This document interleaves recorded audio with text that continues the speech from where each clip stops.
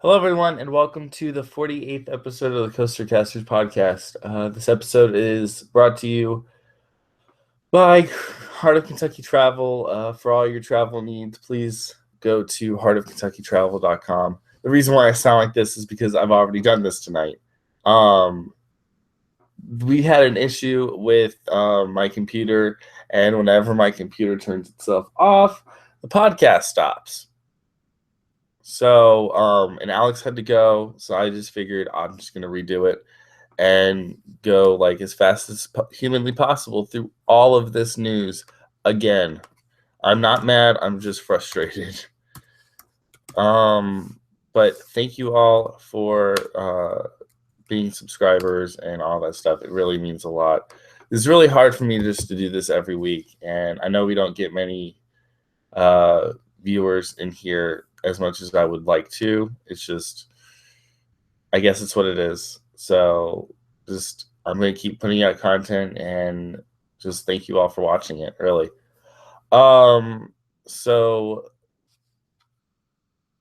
going on with what we were discussing earlier, Universal announced their concert series for Mardi Gras on February 4th. Trace Adkins is performing. Neo is performing on February 11th. Collective Soul is performing on February 18th. X Ambassador is performing on the 19th. Fifth Harmonies on the 25th.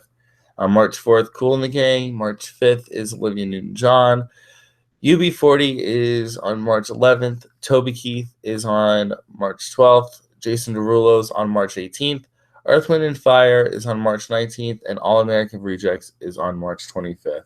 It's a pretty decent lineup. I would go to probably half of these concerts. But Mardi Gras is a really short time this year. It's about a month and a half, I think. Yeah. It's just really, really small. And it's just weird for me because last year I remember Mardi Gras being like 4 months, maybe 3 months, I think, because of rain and all that. Moving on real quickly.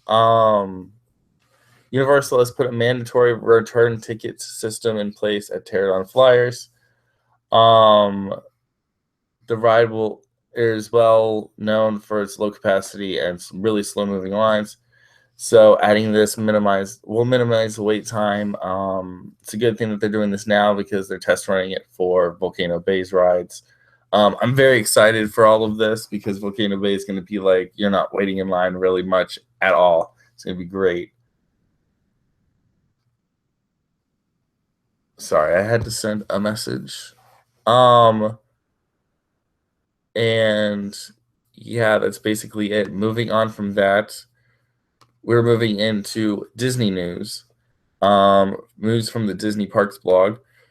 If it opens, there we go. They kind of teased a little bit of the food for Planet Hollywood's observatory. Basically, it reads the first. I read this last time that we did this through, and so I'm going to read it this time. This sentence, it makes sense. I'm not busting this person for grammatical errors or whatever, or grammatical errors, whatever. But it sounds weird to me just because of the saying that is in here. From the return of the classic world famous chicken crunch to Guy Fieri's take on a veggie burger. Guy Fieri's take on a veggie burger. Really? Like, I know he's a chef. I know he does everything, but like, it just doesn't sound right. Flavor Town does not need a veggie burger. Moving on. They're going to have a fried lasagna with a bunch of stuff inside of it. Like, I think it says bolognese sauce, roasted garlic, cream, and tomato basil sauce, or one of Fieri's new Big Bite burger or knuckle sandwiches, the bacon mac and cheese with his signature donkey sauce on a garlic buttered brioche bun. That sounds really good, actually. You can have a lobster feast with Kiki spaghetti, which I have no idea what that is, piled high in a whole lobster shell. And then you can also get a 10-ounce bone-in strip steak or New York strip steak straight steak. Holy macaroni, I can't speak today. New York strip steak for $2. If you want to, you can add a steamed lobster. And if you can't decide, you can go with the high roller platter, which has generous servings of the chicken crunch, Texas tostados, buffalo wings, cheesy spinach dip, and peri peri shrimp. It's a big serving. I'm looking at it right now, I think, and it's a pretty big serving. Or that might be the chicken or something. I don't know what that is. That might be the healthful options. That it says right here. Healthful options include salads like citrus kale with julienne, broccoli. My phone just unplugged. Slivered Brussels sprouts and cabbage, feta, grapefruit, oranges, cranberries, and sunflower seeds with citrus agave dressing. That sounds pretty good. Also, the spinach and berry salad, which features candied walnuts. I had to sneeze. I've never sneezed on a podcast. What the heck? Like, I don't. This is just a weird night. It's like the Friday the 13th curse, but it's the 12th. Blue cheese crumbles and balsamic vinaigrette will also be in there. Also, the beverage menu focuses on Florida's craft beers and handcrafted cocktails made with fresh ingredients. And those, they have souvenir glasses coming back, including the Haley's Comet cocktail, which is served in a 45-ounce Planet Bowl. I've seen it. It's really big. 45 ounces is a lot of liquor, and I don't think I've ever seen anybody do it, ever. And they have milkshakes coming back, of course. They have a new chocolate Comet, which looks really chocolatey. Like there's a Kit Kat, there's a brownie, and it's just overflowing. Oh my goodness. Or a strawberry Borealis. And the dessert menu alone is apparently worth the trip. You can do a blind taste testing of 12 house-made ice creams and sorbets, or finish with the Planet Meltdown, which sounds really cool. Chocolate hard shell dome that's melted tableside with hot chocolate sauce to reveal a double chocolate fudge cake, fresh strawberries, and whipped cream. That sounds amazing. I might have to check that out. Moving on from that, we have news from Disney's Hollywood Studios, which if it loads, I'll be able to tell you the news from Disney's Hollywood Studios. There we go.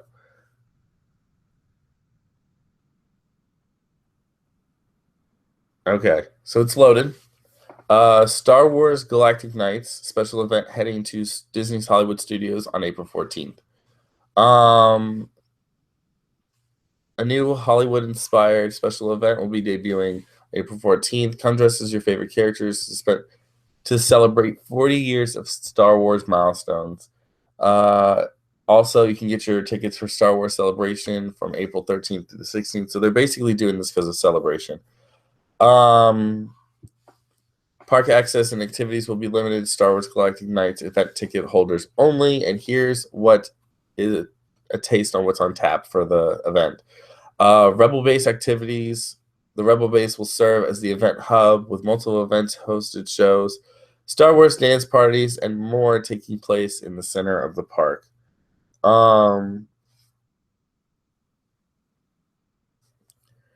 Watch Inside the Saga Celebrity Chat Show, catch a Celebrity Chat Show in Epic Theater to learn more about the making of the Star Wars films. There's Star Wars photo ops with iconic Star Wars backdrops, including Han Solo's cast in Carbonite, Jabba the Hutt's palace, and the Hoth Wampa Cave. Also, the Galactic Night Stars and Cars Motorcade. It's basically the Stars and Motor Cars parade. This procession will welcome the Star Wars celebrities down Hollywood Boulevard. Imperial March and March of the First Order. Get your cameras ready because you're going to see Darth Vader and Phasma and a bunch of First Order stuff from the new movie because they're promoting episodes, I think, 8. I would hope they would be promoting 8 or Rogue One of the two. Seize the Saga interactive scavenger hunt. Event guests are challenged to collect Star Wars themed pieces. The photo backdrops are at the park, revealing a surprise when all items have been collected. And Star Wars: A Galaxy Far, Far Away, which you watch high energy clips from the best moments of the Star Wars saga, juxtaposed with character moments on stage featuring Chewbacca, Darth Vader, Kylo Ren, and more. I haven't seen that show, but a show I have seen, but it was only on YouTube. Star Wars: A Galactic Spectacular. That show is beautiful, and I wish I could have saw it in person, but I guess that I wasn't lucky enough. Um, Other popular attractions will be open, including Star Wars Launch Bay. Additional offerings will include the chance to experience Star Tours, The Adventure Continues, AWR Trooper sightings, roaming droids, Star Wars themed food and beverages, special merchandise, and more. This event is held at the park between 7 p.m. and midnight, and the ticket is $129 for adults and $124 for children 9 and under. There is DVC and pass holder discounts. Tickets are extremely limited, so click there. I'm gonna see if there's any tickets available. I'm literally seeing if there's any tickets available. There is. There's still tickets available, and there's an $8.39 or $8.39 tax on it. So there you go. Now you know. Before we get into our final piece of news that I really wanted it to be final, I'm going to take a small water break, literally like 2 seconds, and then we're going to talk about 2 more things, and then we'll be done.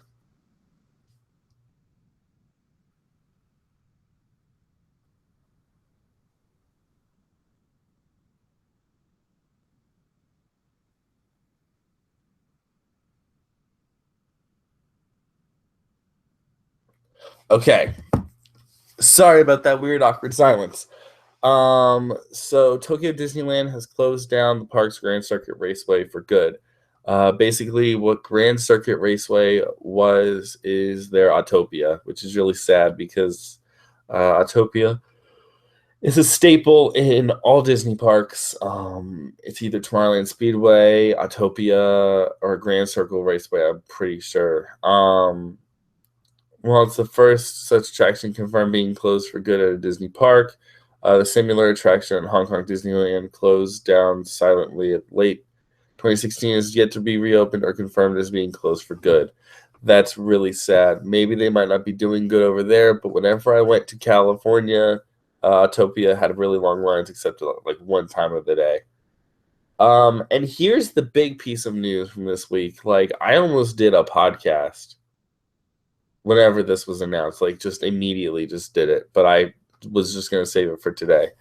While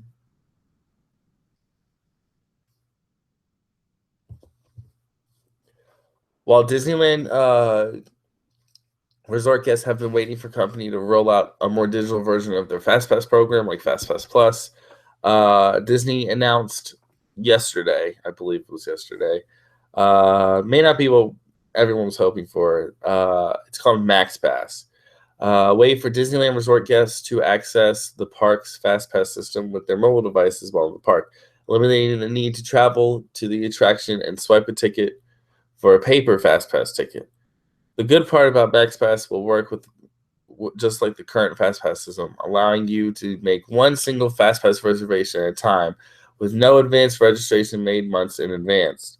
You can only make one FastPass reservation once you're in the parks. This eliminates a lot of the headaches caused by advanced registration features in FastPass Plus.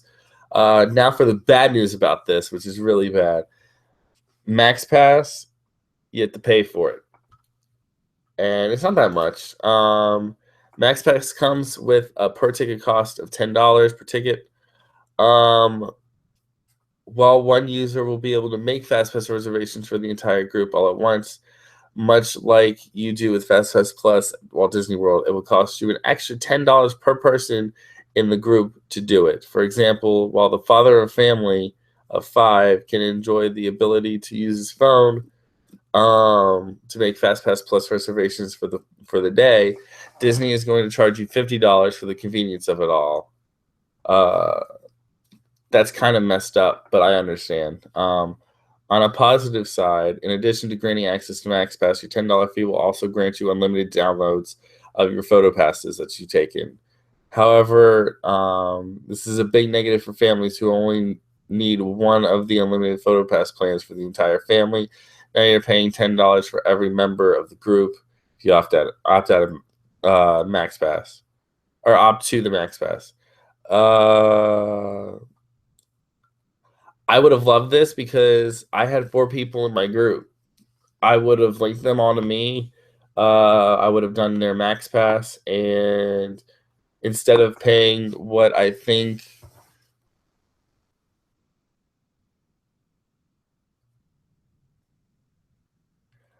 let me see. Going to my Disneyland app. I'm doing research right now for y'all. My photo passes, which I need to like buy like today. Unlimited downloads would be $40. Oh my goodness. 40 freaking dollars. That's ridiculous. That's great.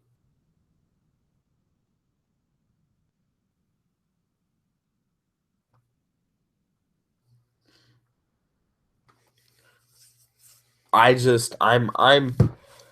shocked why people are making a big fuss about this. But also there's good news. They're adding fast pass machines to the Matterhorn and to Toy Story Midway Mania, which makes me happy because next time I go, I can actually ride the I rode the Matterhorn, but actually like ride with my family on the Matterhorn and ride Toy Story Mania.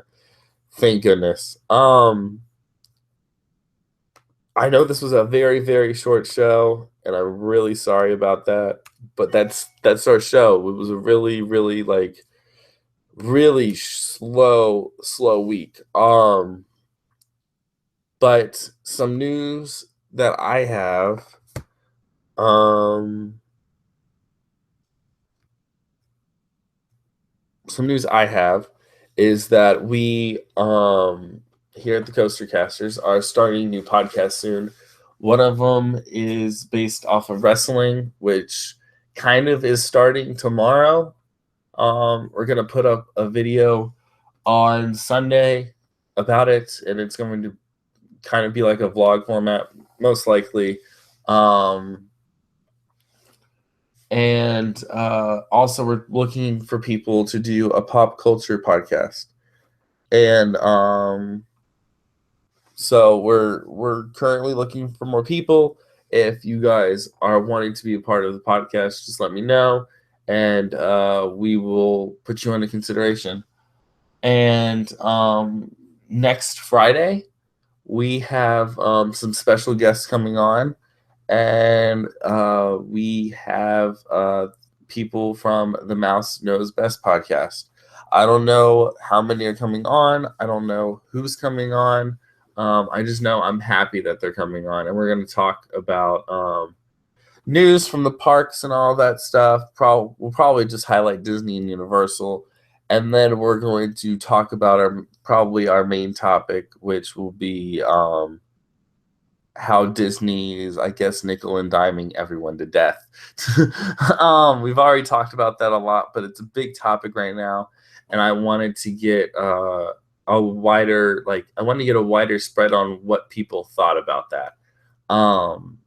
But with that being said, I've already done all the Skyrim videos, and I have to do the rest of the videos for the month, and then I'll be fine. But with that being said, thank you all for watching. Have an amazing weekend. Stay safe out there if you're in an unsafe place.